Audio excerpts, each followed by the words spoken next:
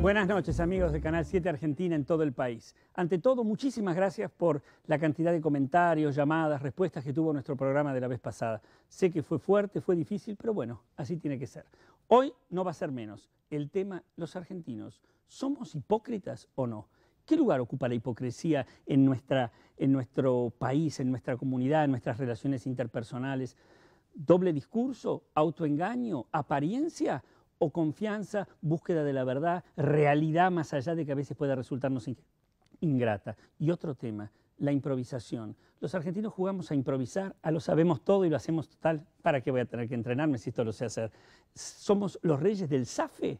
¿O hay esfuerzo, hay tiempo, hay dedicación, hay principio de realidad?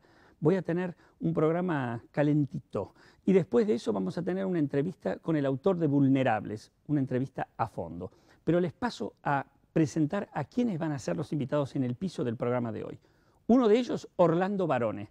Orlando Barone es escritor, es periodista, tiene no solamente programas en radio, televisión, sino también una actividad importante en los periódicos o en uno de los principales periódicos de nuestro país. Junto a él está Marina Kessler, argentina, joven, vive afuera, vive en Estados Unidos, ha triunfado allí. ¿A través de que es genial, de que se le ocurrió un día algo y entonces sí? ¿O a través de una determinada exigencia que la llevó a ganar el Global Challenge en Stanford, a grabar el último concurso acá en Argentina de StartNet? Creo que vale la pena preguntarle a ver de qué se trata y cómo piensa acerca de lo que es la improvisación o el esfuerzo, etc. Por otro lado va a estar José Ignacio García Hamilton.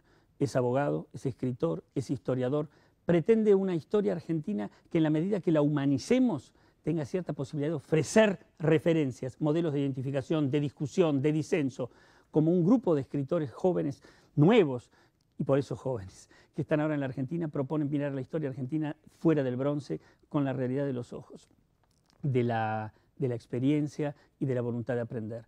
Junto a él, Alicia Steinberg. Alicia Steinberg es una escritora que ha ganado múltiples premios, ustedes deben conocerla desde hace ya tantos años cuando gana el premio Planeta. Su último libro, Vidas y Vueltas, nos ofrece, veremos, le vamos a preguntar a ella que nos diga un poquito de qué es todo esto, pero vamos a convocarla también a que insista en el tema este de la hipocresía, qué lugar tiene, cómo lo piensa y de qué se trata. Pero antes de ir junto a ellos en el piso, quiero presentarles a alguna de la gente que va a hablar con nosotros desde afuera. Para empezar, Alfredo Leuco y Rolando Hangling. Y les cuento a quién tengo para después. Director.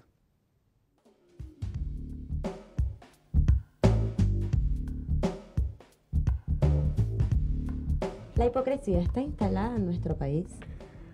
Yo creo que sí, sobre todo en el plano político, que es en el que yo más me muevo. Lamentablemente es uno de los elementos, uno de los obstáculos más importantes que hay en la relación entre el ciudadano común y sus dirigentes, entre los presuntos representantes del pueblo y el pueblo que los vota. Hay un famoso teorema que circula en el Parlamento de la Nación llamado el teorema de Baglini por el diputado Raúl Baglini, el diputado mendocino, que tiene que ver, que básicamente dice que a medida que uno está más cerca del poder, más chiquititas son las demandas que hace, y a medida que se aleja del poder es mucho más grande lo que reclama. Me parece que un poco ese teorema refleja la hipocresía de la vida política argentina. Basta mirar hoy el gobierno de la Nación, que ha criticado con dureza muchísimas de las medidas que llevó adelante el expresidente Carlos Menem, para darse cuenta que, cuando llegan al poder las cosas se cambian, los discursos se modifican, y me parece que la hipocresía ocupa un primer plano, un primer lugar, y cuando eso ocurre la gente va tomando distancias, se va alejando cada vez más. Y no creo que el dirigente político sea un paracaidista polaco que viene y no nos representa. Creo que tiene mucho que ver con lo que somos en nuestra sociedad. También circula un alto grado de hipocresía en la vida familiar, en la vida laboral, en la vida de relación de pareja. Pero me parece que a la hora de la política es mucho más notorio por el escenario mediático que tiene, y además es mucho más perjudicial para toda la sociedad. Cuando uno lo hace en el plano individual, finalmente el que se termina jodiendo es uno. Cuando ocurre en el plano institucional, el que se jode es el país. La hipocresía, ¿verdad? Qué enemiga de la confianza que es esa especie de requisito para que se instale algo de lo que podemos llamar comunidad, proyecto común, ¿verdad? Pero no quiero extenderme. ¿Saben a quién le voy a decir que hablen? A los cuatro. ¿Qué opinan de todo esto? Bueno, me gustaría hacer una pequeña aclaración personal. Sí. Yo no soy hipócrita. Me he preocupado toda la vida en aparentar no serlo. Lo que ya acabas de confirmar es que sos un humorista. Pero en realidad... Yo tampoco soy hipócrita, te creo. En realidad, yo creo que hay una parte de la hipocresía, si llamamos nacional o social, que tiene que ver con una autodefensa. La gente que no tiene poder usa la hipocresía para que el poder no la joda. Es decir, si vos tenés un jefe al que odias y al que querés digamos, apuñalar por la espalda, lo que haces es someterte a la hipocresía de aparentar una relación vinculante. Es decir, aparentás por miedo, por sometimiento. Miedo. Le pasa a la empleada de servicio en la casa con la dueña de casa. Ahí habría una necesidad imponiendo la hipocresía. Yo ahí la justifico a la hipocresía. Ajá. Y yo creo que gran parte de la sociedad vive en esas condiciones. Es decir, sobre todo en el momento de desempleo. Si vos tenés que tratar a un tipo que te va a desemplear, vos sos hipócrita. Hay una gran hipocresía que ocurrió, y acá termino mi pequeña disparador, digamos, si se puede llamar así modestamente. En la Guerra de las Malvinas, los que no creían en la guerra, o al contrario, creían en el fracaso de la guerra, que seguramente eran muchos, tuvieron que simular por hipocresía un patriotismo externo para no ser juzgados por la gran parte de la sociedad. Esta sociedad no, me parece... No permite el perfil individual propio que uno pueda disentir y ser respetado en el disenso, dirías vos. Y el sinceramiento es grave. Le pasó a García Hamilton hace poco. Porque García Hamilton les aclaro que está... Con un artículo que publicó en el suplemento Enfoque, donde compartimos la página ese día. Sí. Y, perdón, ahora lo aclarás vos. Es un artículo sobre un libro que él sacó a la calle en estos días, sí, don José, donde habla de un San Martín de una manera, puedo decirlo, hereje o no broncínia, ¿no es cierto? Bueno, pero quizá ese respeto que hay a San Martín tiene más que ver con el mito que con la hipocresía, ¿no? Yo lo que creo es que las personas valientes de coraje no son hipócritas, ¿no? Y la hipocresía que tenemos nosotros en nuestra sociedad, que yo creo que es grande, pero también en todas las sociedades y en todos los seres humanos existe, tiene que ver también con nuestra tradición católica.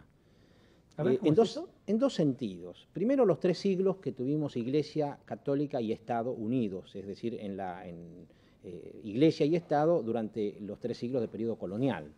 Por ejemplo, había una ley que disponía que la persona que moría sin confesar y comulgar, la mitad de sus bienes pasaban al Estado, como multa por no haber respetado los preceptos religiosos. De tal forma que en la Buenos Aires colonial o Tucumán o Córdoba, cuando alguien moría de un síncope cardíaco, es decir, de forma repentina, no había tenido tiempo. No había tenido tiempo de confesar y comulgar, los parientes tenían, para no perder la mitad de la herencia, los parientes tenían que llamar a un cura, simulaban que el hombre estaba vivo o la mujer, le movían un poco la cabeza en la cama, y el cura se prestaba un poco también a eso y le daba la confesión y comunión. Es decir, hubo infartos de curas cuando respondió de verdad el otro. Es decir, esa unión de iglesia y religión, es decir, de iglesia y Estado, fomentó una cultura de la hipocresía. Que si bien eso terminó con la libertad de cultos y en alguna medida con la Constitución, en realidad esos rasgos culturales, por ejemplo, se continuaron con lo que en la Iglesia Católica se llama el pecado de escándalo. ¿Qué es el pecado de escándalo? Es decir, que tiene también una honda raíz, ¿no? El adulterio es malo, que un hombre y una mujer tengan una relación ilícita es malo, pero si lo hacen públicamente es peor. Este es un concepto del catolicismo. Es mucho peor el pecado de escándalo que el adulterio, por ejemplo.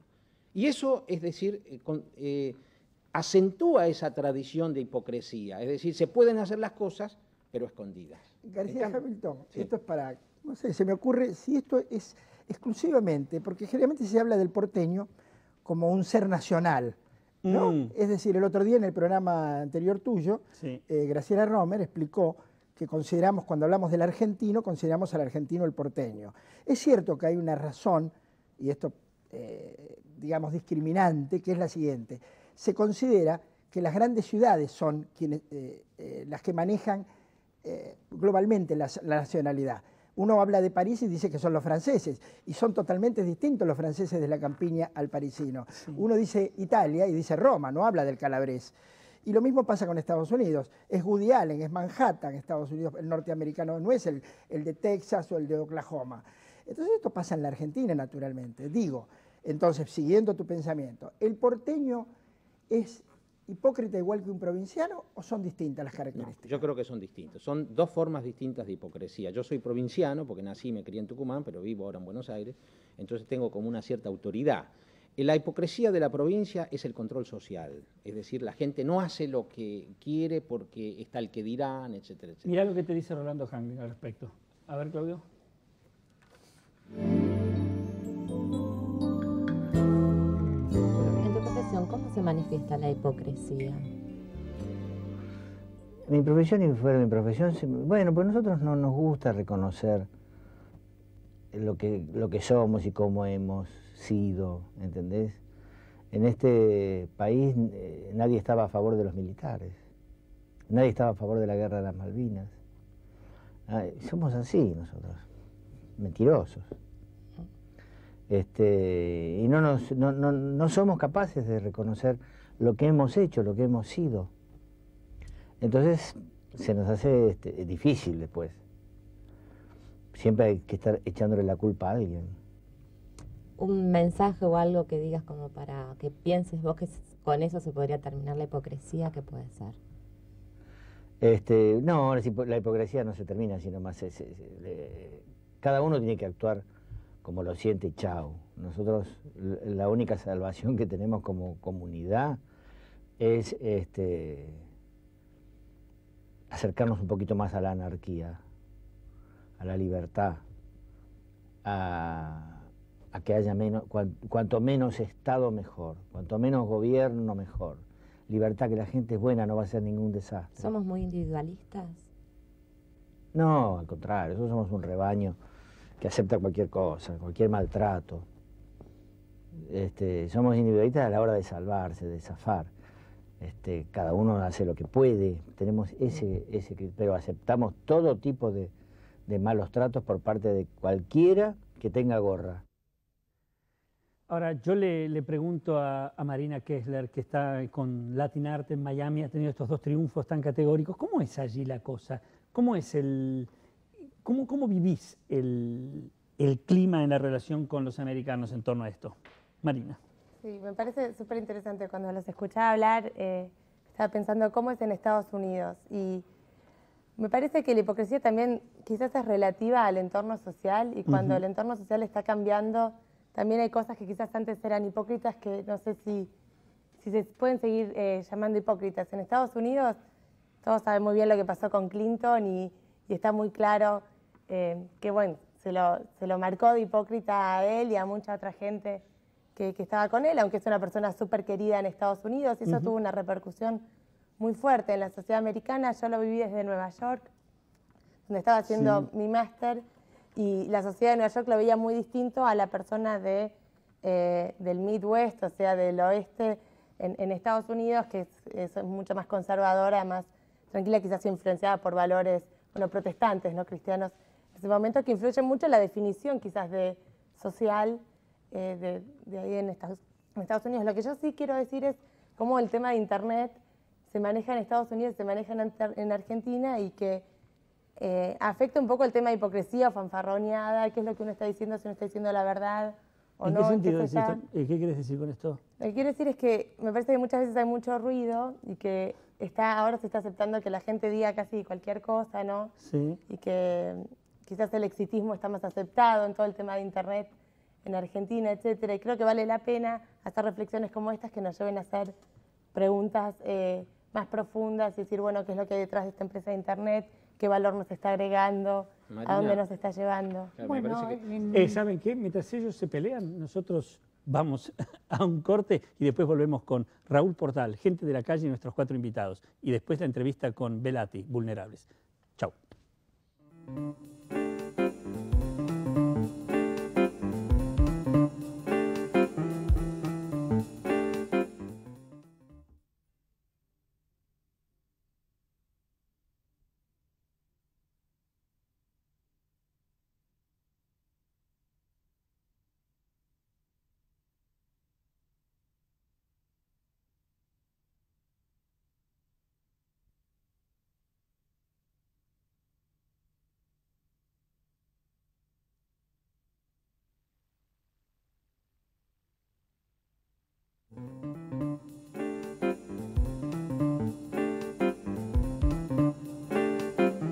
Saben que estaba el padre y el hijo iban caminando por la calle, el padre se encuentra con un amigo y este amigo le pregunta, che, ¿cómo van las cosas? Ahí andamos, viejo, tirando.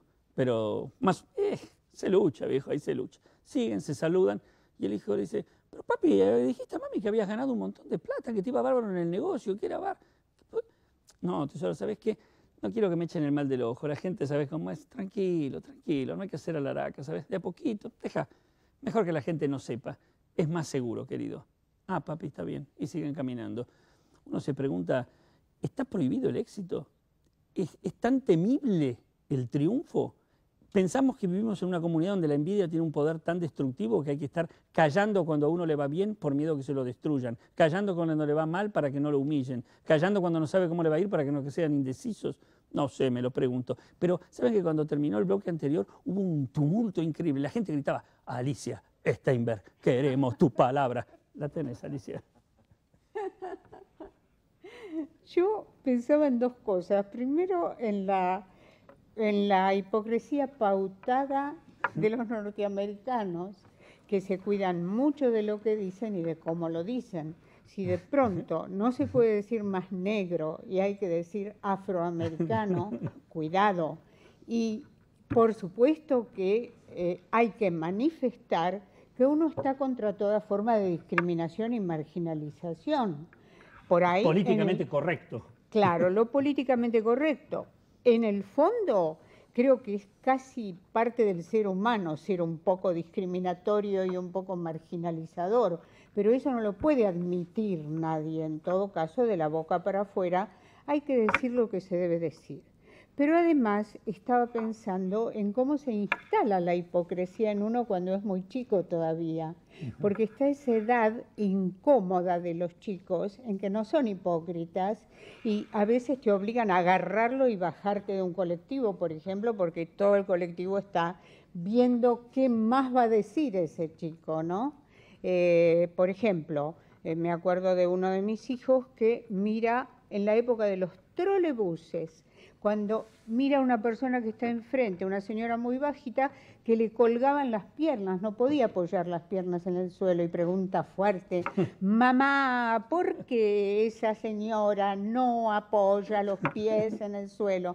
Claro, y eso se pierde después, esa frescura con que preguntan, pero además a mí me impresionaba, sin saber, sin conocer la palabra hipocresía todavía, la conducta diferente de los adultos cuando recibían a alguien una visita, por ejemplo, muy amablemente y cariñosamente y la agasajaban y todo lo demás, y en cuanto los tipos se iban, les sacaban el cuero a tiras y lo hacían delante mío porque total una nena que sabe, ¿no? Pero no sabían lo que me estaban haciendo en ese momento. A mí me gustaba esa gente, no entendía lo que pasaba.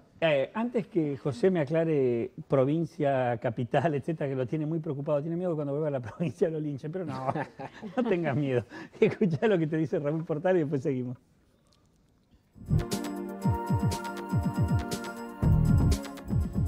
Yo no digo todo lo que pienso, porque mis limitaciones son que no pueda ser ofensivo, que no pueda dañar, molestar a alguien, ¿no?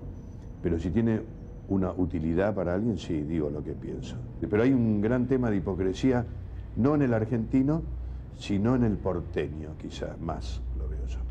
Hay una diferencia grande entre la gente del interior y el porteño en sí. La gente del interior creo que es mucho más auténtica. Nosotros, como no tenemos identidad, no somos indonegroamericanos y tampoco somos europeos, esta dualidad terrible del porteño, entonces creo que somos bastante hipócritas en ese sentido. ¿Cuál es la manifestación de la hipocresía que más te molesta? La que más me molesta es el caretaje que tiene que ver con los pobres. En este momento donde vivimos un sistema inhumano, terriblemente inhumano, con un genocidio que nadie quiere reconocer. Por ejemplo, hay una gran hipocresía, que nadie quiere reconocer que estamos viviendo el más grande genocidio de todos los tiempos. Mucho más grande que el nazismo y el comunismo, que se llevaron mucha gente, es el que estamos viviendo. Pero eso por parte de los políticos, Que no por de la parte de gente. todos, por parte de todos, de los políticos, de los que ponemos ahí a los políticos, que es el gran genocidio es la desnutrición de 800 millones de personas que viven en un estado de pobreza total, y la desnutrición, como bien lo sabe el doctor Abadi, arruina el sistema inmunológico y neurológico. Es decir, que los desnutridos van a vivir muy mal y menos. Un mensaje que puedas dar para desterrar la hipocresía. Les doy a mi degeneración. Yo tengo 30 años muy bien cumplidos, tanto que los cumplí 2 veces.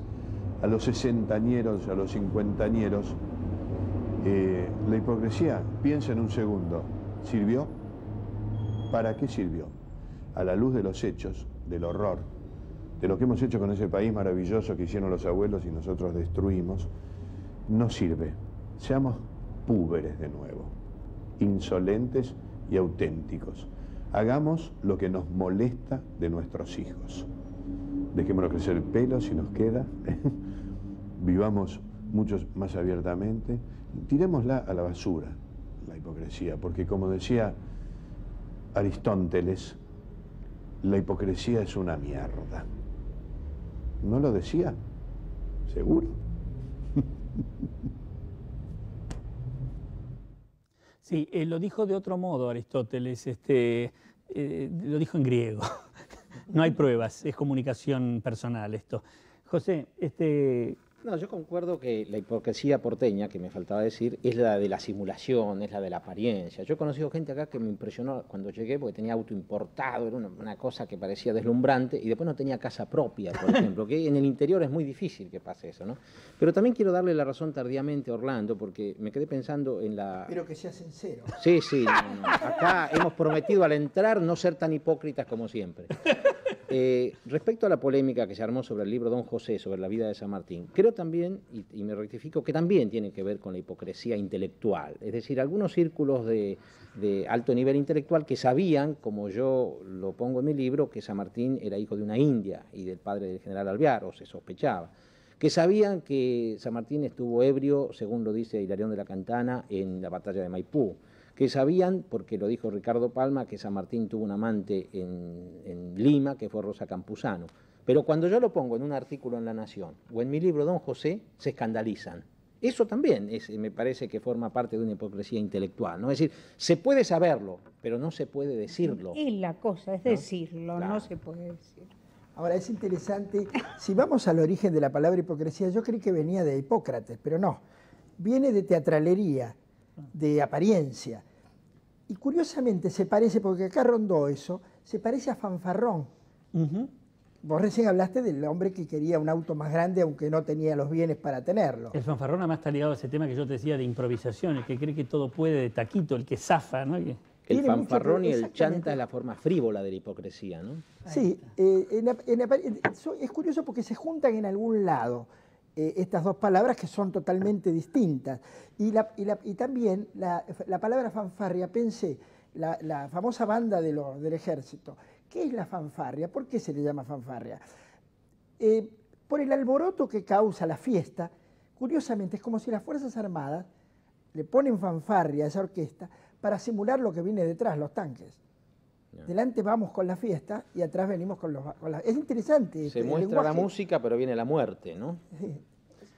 Es importante, ¿no? Es importante también cuando dice, pero el ser humano es así, es naturalmente así. Yo creo que hay que recordar un punto que es importante. El ser humano podrá hacer muchas cosas, está muy presionado desde sus impulsos, desde una anarquía, pero ¿qué es la cultura? La cultura es instalar a lo que es el impulso y la anarquía una posibilidad de convivencia distinta. No es verdad que lo importante es que lo auténtico no significa lo anárquico, lo impulsivo, lo no normativo. No, lo auténtico significa el triunfo del ser humano para poder instalar una norma creativa en el mundo de sus impulsos. Pero antes quiero decir una cosa muy importante que te pasó entre un padre y un hijo. Ustedes saben que iba un padre y un hijo al lado, iban por la calle en su coche y en un semáforo pasó una chica bastante atractiva. El padre se ve por estos impulsos, agarra la mira y dice... Las hormonas de Santiago del Estero. Exacto, dice, me gusta eso. Dice, qué culo. Y el chico le dice, ¿cómo papi? ¿Qué dijiste? ¿Cómo tesoro? Dice, ¿qué dijiste? Dije, qué búho. ¿Qué búho? ¿Por qué son los búhos, papá? Los búhos son aves, queridos, son aves que están por el cielo. Dice, ¿y vuelan muchos búhos juntos, papi? Sí, van en grupo, los búhos siempre suelen volar, van de un lugar al otro. Papi, ¿y dónde viven los búhos? Bueno, los búhos, como todos los pájaros, solo viven en los nidos, están allí arriba de los árboles. Papi, sí, querido, ¿qué querés? Papi, ¿y los búhos están casados? Los animales no se casan, querido, hay un búho macho, hembra, nacen así los chicos.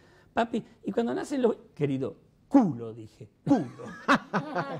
Señores, vamos a un corte, calidad de vida y después nuestra entrevista. Gracias a ustedes cuatro.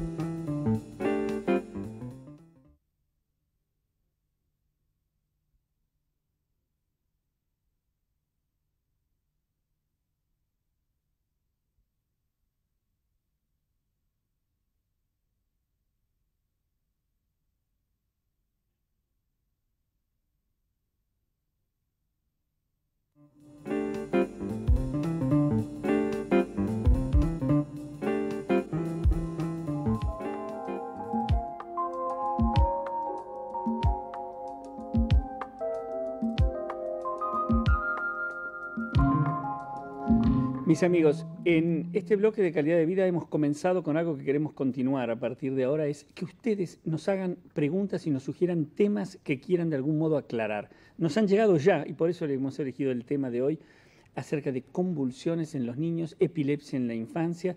Bueno, sé que es un tema que inquieta, lo llamé a Alejandro Anderson, que ustedes han tenido oportunidad de conocerlo en algún otro programa, es un prestigiosísimo neurólogo de nuestro medio. Bueno, Alejandro, primero gracias por estar aquí. Este tema nos llamó la atención la cantidad de preguntas que hubo al respecto. Esto no sé si es habitual o no, esta inquietud en la población respecto a las consultas. Te digo una, me permitiste, nos adelantamos. Una de las preguntas es, cuando un bebé tiene una convulsión febril, ¿estamos frente a un epiléptico en potencia? Esta es una de las cosas que aparecían como... Bueno, mirá, José, afortunadamente no, la respuesta para hacerla fácil y rápida, pero requiere una explicación. Las convulsiones febriles son un evento que asusta y angustia muchísimo a los padres, porque hay que ponerse en la situación. Piensen ustedes que entre 1 y 5 de cada 100 chicos, de menos de 5 años, vos pensá, entre los 6 meses y los 4 años de edad, sí, alguna vez en la vida tienen una convulsión febril. Vale decir que las convulsiones febriles, 1 al 5%, es más alto que el porcentaje de epilepsia. ¿Y qué significa tener una convulsión febril? Y tener una convulsión febril significa que un chico, en general un chico sano, una noche, como bueno, los que tenemos hijos sabemos, empieza con un cuadro febril y de repente empieza con una contracción, lo ve la mamá, una contracción de todo el cuerpo, generalizada, o movimientos de todo el cuerpo, que a lo mejor no dura mucho tiempo, dura 2 o 3 minutos, nunca en general dura más de 10 o 15 minutos, pero en ese instante la mamá no sabe qué hacer. Aparte, después de la convulsión, queda todo el chico blandito y sin conocimiento por un rato. Es un flor de susto. Entonces, conocer de qué se trata una convulsión febril y además tener la idea de que es más frecuente que en realidad la misma epilepsia es muy importante. ¿Y cuál es el origen de la convulsión febril? Bueno, el origen, podríamos decir que hay 2 temas importantes. Uno es que hay una tendencia hereditaria. El 50% de todos los chicos, el 50% de los chicos que tienen una convulsión febril, si preguntamos el papá, el abuelo, el tío, el hermanito, alguien tuvo una convulsión febril en la familia. Y la otra parte es el desencadenante. ¿Cuál es el desencadenante? Una infección, en general viral y fiebre de más de 39 grados centígrados. Entonces, bueno, hay una predisposición, perfecto. El desencadenante. Esa edad te cuento un poquitito más en los varones que en las mujeres, pero está bastante repartido. Ahora, ¿qué tienen que saber los papás? ¿Y a qué tienen que prestar atención mientras o esperan la atención médica que tienen que llamar pronto, el que tiene una atención médica que le viene a domicilio, o mientras llevan a una guardia a su hijo? Tienen que fijarse cuánto duró la convulsión, porque una convulsión febril puede ser simple o compleja y cambia el tratamiento posterior. Aclarar un poquito qué es la convulsión. La simple significa una convulsión cortita, de menos de 15 minutos, y que, digamos, el chico se recupera rápido, no se le ve ninguna secuela posterior. ¿Menos de 15 minutos? Sí. Una convulsión simple puede tener una extensión de 15 minutos. Exacto, hasta 15 minutos. Y, por otro lado, mueve las 2 partes del cuerpo, los 2 bracitos, las 2 piernas, todo el cuerpo parejo. ¿Qué significa una convulsión febril compleja? Sí. que se mueve en general una sola mitad del cuerpo y que la convulsión puede durar más de 15 minutos. A los fines de la cuestión de estudios médicos, ¿qué quiere decir? Solamente un chico de cada 100 que tiene una convulsión febril es un epiléptico en potencia. Uno de cada 100. Quiere decir que un chico que tiene una convulsión febril simple, en general, no tiene casi ninguna posibilidad de ser epiléptico. Que ese es el gran susto de los papás, pero el que tiene una convulsión febril compleja tiene una posibilidad entre 10. Por eso hay que diferenciar. Y decime una cosa, Alejandro, ¿cómo tratamos una convulsión febril?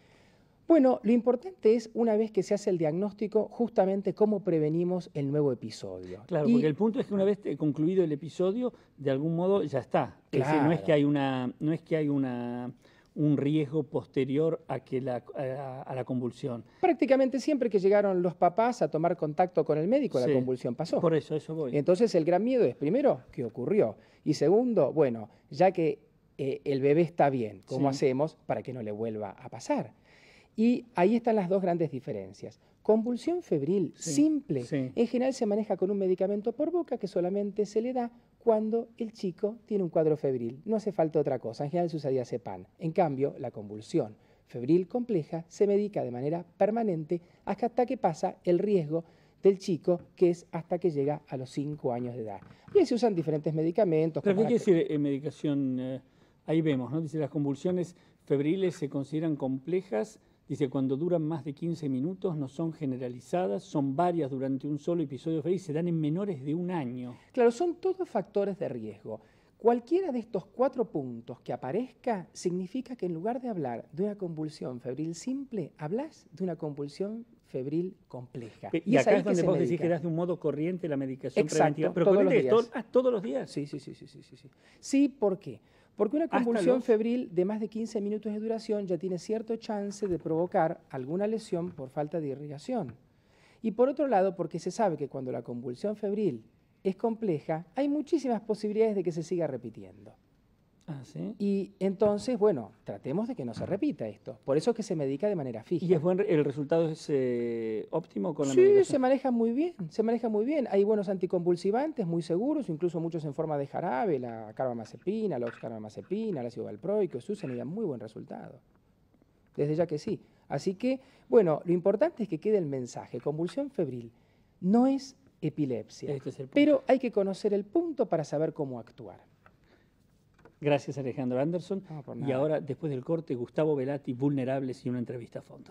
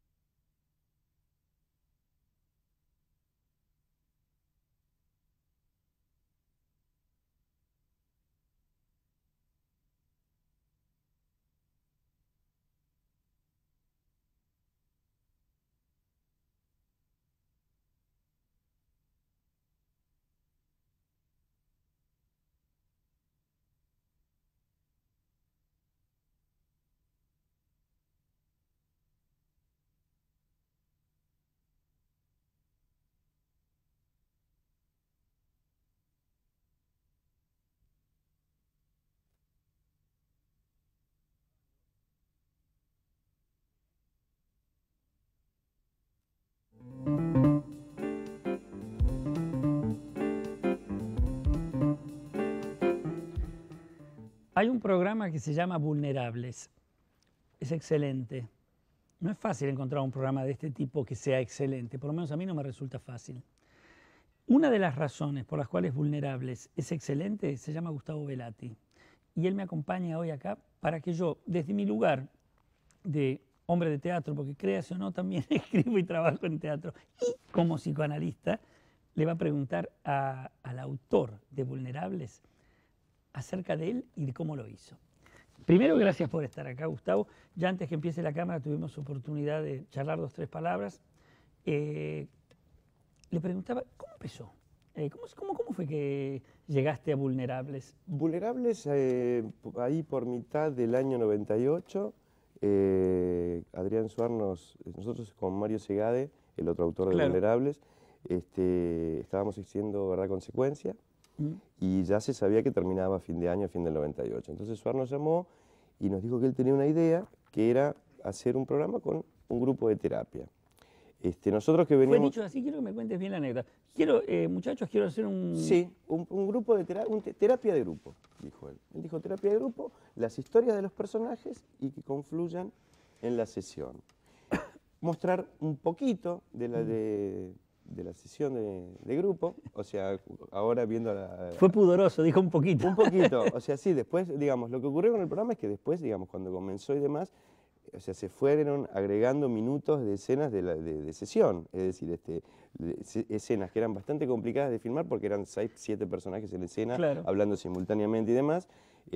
Lo que al principio nosotros lo tratábamos con cuidado y digamos, con muy poquito tiempo dentro del programa, después fue tanto lo que interesaba al espectador espiar por la cerradura y ver ese tipo de confesiones, y ver cómo eran escuchados los pacientes entre sí, cómo intervenía el terapeuta, que bueno, se fue incorporando más tiempo de sesión y menos tiempo de las historias. Tal vez vos mismo fuiste animándote a espiarlos desde otro lugar a tus personajes, ¿no? Claro, porque bueno, era uno de los riesgos en ese momento, cuando Adrián nos dijo, nos tomó de sorpresa. Nosotros pensábamos que íbamos a hacer otro programa, y... ¿Resultó distinto a lo que...? Nosotros, digamos, Adrián le tenía muchísima fe. La realidad es que él le tenía muchísima fe al programa antes de estar escrito. Y nosotros teníamos miedo de que se transformara en un programa hermético, elitista, distante, que no pudiera llegar a la gente como veníamos llegando con Verdad Consecuencias, si bien era otro público. Claro, y demás, porque ¿no? el riesgo que corrías era o que fuera muy hermético, que pretendiera así una especie de pseudointelectualidad, o que cayera en un amarillismo berretón, ¿no? Exacto, porque estás muy al límite, es decir, estás trabajando con conflictos muy delicados y con la exposición de personajes muy frontalmente, es decir, no es ni una charla de café, ni una conversación entre amigos, digamos, es volcar ante gente que uno no conoce su propio interior, sus propios fantasmas, sus propias dudas. Claro, y aparte, qué difícil moverse en ese límite en el cual vos tenés experiencia, vos te analizaste. Sí, yo tengo bastante experiencia. Es decir, cómo de algún modo no quedar capturado en una especie de supuesto traslado de una experiencia, entre comillas, documental. Claro. Como lo que queda claro, y esto yo lo destaqué en la revista Nueva, en un artículo que me habías contado que no lo leíste, te lo voy a mandar porque vale la pena. ¿Cómo Vulnerables no pretende absolutamente ser un programa didáctico? No, para nada. ¿Cómo no pretende ejemplificar ningún tipo de técnica psicoterapéutica? En absoluto. ¿Verdad? Es un texto dramático, con un conflicto dramático puesto en escena en un espacio que se llama terapia de grupo y que tiene el cuidado y la prudencia de no excederse para hacer creíble lo dramático, Y ¿no? si nosotros siempre priorizamos, digamos, era muy tentador la situación de la terapia dramáticamente. Claro. Es decir, era un lugar donde, digamos, estructuralmente se permite cualquier tipo de confesión, cualquier tipo de misterio develado, pero digamos, si no tratábamos eso con el suficiente cuidado, iba a pasar a ser como si te dijera una especie de policial, o sea, es decir, así como un analista, digamos, suponete, así como un detective busca a ver quién es el asesino, también de alguna manera un analista puede buscar en el inconsciente cuáles son los motivos para ese paciente de sus conductas y demás. Pero lo que nos importaba a nosotros era respetar lo dramático, es decir, que todo fuera en función de lo que necesitábamos contar, es decir, contábamos la historia de personas que hacían terapia de grupo y no al revés. Es decir, entonces le empezamos con bastante cuidado y creo que hemos mantenido un respeto, sobre todo porque no queremos hacer ninguna metáfora del psicoanálisis ni ningún tratado de psicología, o sea, estamos muy lejos de eso. Por eso está también lo que como Jorge compone el personaje, ¿verdad? Claro. Donde, es decir, hay una prudencia que a mi juicio uno palpa, que parte de la autenticidad de su personaje es no pretender ser más que eso, ¿no? Claro, y además, bueno, fue una elección también crear en el personaje del analista una persona muy apasionada, digamos, desmistificando que quien trabaja de psicoanalista es una máquina de interpretar y fría y que no le pasa absolutamente nada. Cuando es todo lo contrario. Cuando en realidad es... Uno está bajo su propia mirada para poder componer la sesión y conducirla. Es que si no es imposible, digamos, si no es sería imposible para cualquier analista entender lo que le pasa a un paciente si no se compenetrara el mismo, ¿no? ¿Cómo fuiste creando los personajes? ¿Cómo los fueron creando, Mario y vos? Con Mario, la verdad empezamos, digamos, en algunos casos Adrián nos había tirado las primeras ideas que él tenía. Y a partir de eso nosotros nos juntamos y empezamos a tirar ideas. Él, ella, el otro, los fueron creando. Sí. ¿Cómo fueron Por ejemplo, surgiendo? a ver, te cuento el personaje que hace Inés Esteves. Sí. El personaje de Inés Esteves, Adrián empezó diciendo que tenía que ser una chica que caía mal. De esas personas. ¿Adrián lo propuso al personaje? Digamos, el primer dibujo, Adrián dijo, yo veo una persona que cae mal. Esas personas que es buena persona, pero que cuando aparece en un lugar y empieza a conversar con alguien, la gente trata de apartarse un poquito. Empezamos a trabajar con eso. Después surgió la idea de que se hacía pis encima. Yo no me acuerdo exactamente bien. No sé si fue Adrián o fuimos nosotros. Pero a partir de eso, digamos, nosotros le creamos un entorno. Bueno, dijimos, este personaje tiene que tener una madre de determinadas características. Entonces es una madre adicta a los medicamentos. Entonces, a partir de ahí surgió, bueno, ¿quién le daba los medicamentos? Y empezamos a hacernos preguntas. En general, la creación de los personajes tratamos de ser lo más detallistas posibles al principio, ¿no? Me vas a contar esto dentro de unos segundos cuando volvamos del corte. Muy bien.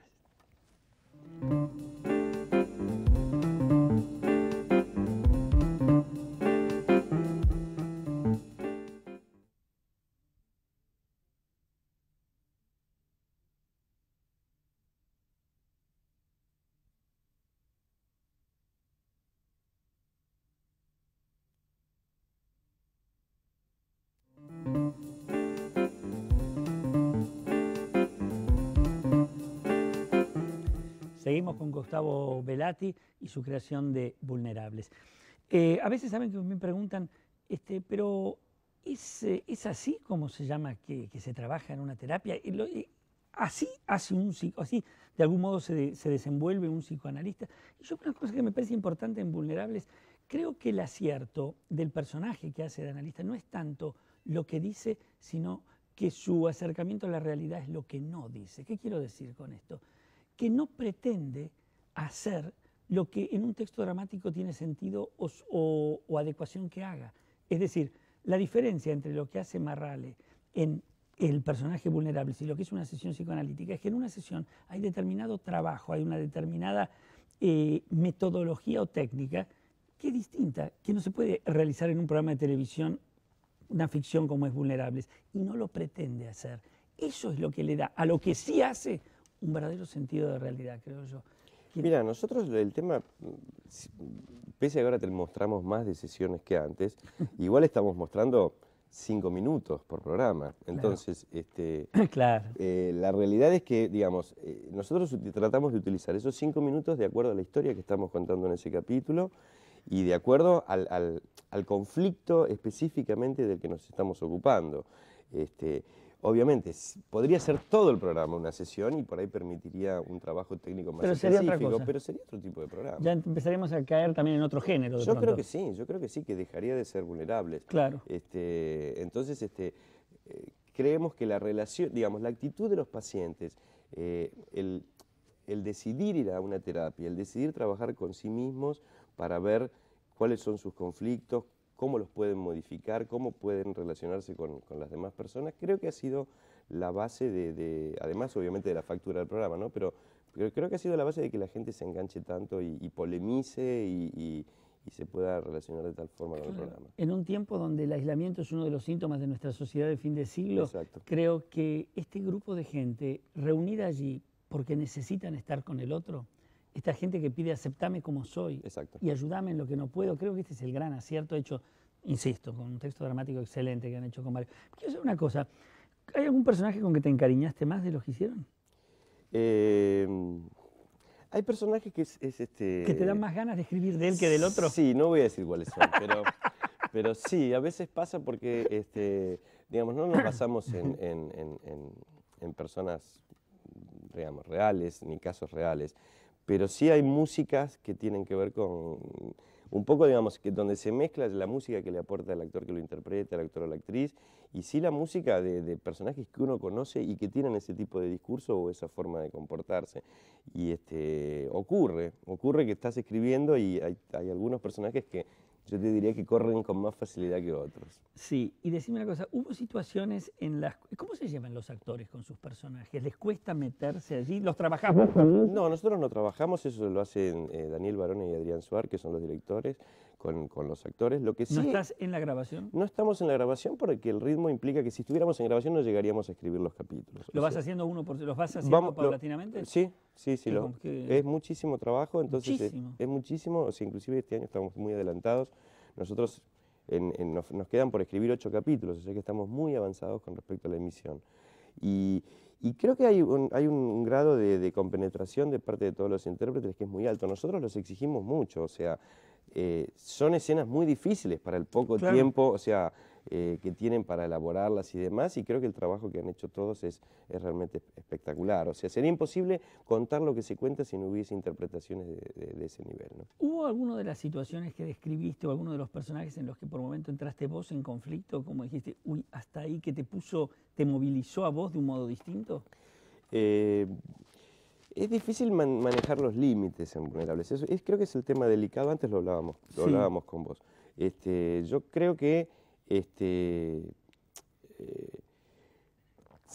asustaste de pronto de algo que escribiste? Y habíamos avanzado mucho en algunas... Sí, no asustar, lo que pasa es que sí es cuidar hasta dónde se llega, por ejemplo, cuando Alfredo Casero tenía una historia con un travesti, o cuando empezó el triángulo de Jimena con la madre y con el farmacéutico, digamos, corríamos el riesgo de irnos del conflicto central y pasar a ser una especie de fuegos artificiales que fueran entretenidos sin contenido. O sea, nosotros tratamos de... El trazo grueso, ¿no? El trazo grueso nosotros tratamos de evitarlo, pese a que a veces la televisión lo necesita, tratamos de evitarlo y tratamos de que siempre tenga el contenido necesario como para que la cosa llegue al espectador. No el trazo grueso por el trazo grueso, sino cuando es una exigencia de la historia. ¿Vos estás casado con hijos, Gustavo? Yo estoy casado y estoy esperando, mi mujer está esperando el primer hijo para octubre.